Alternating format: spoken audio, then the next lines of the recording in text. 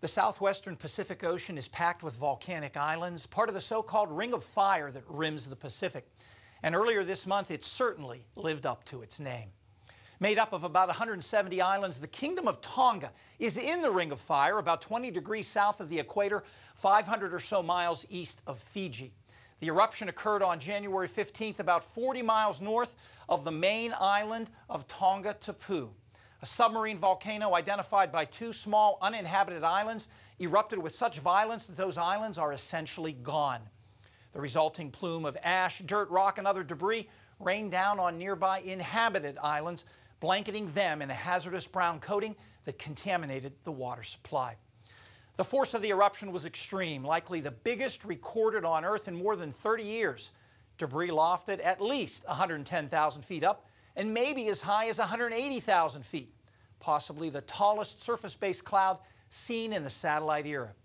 Here's what the debris cloud looked like in the infrared from the U.S. geostationary satellite that monitors the Pacific. At the start of the loop, the cloud is about 400 miles across.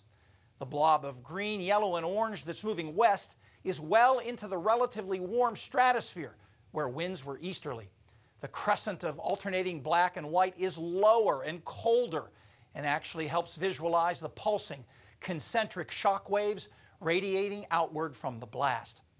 The eruption set off a localized lightning storm that, even in this remote part of the world, was picked up by a global network that detects lightning as bursts of radio waves.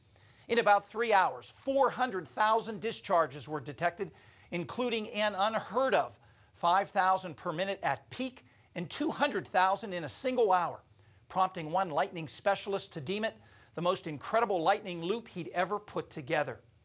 Volcanoes can produce lightning as ash particles in their plumes bump into each other or into bits of ice, the collisions helping to separate charge in the cloud, which eventually generates a bolt.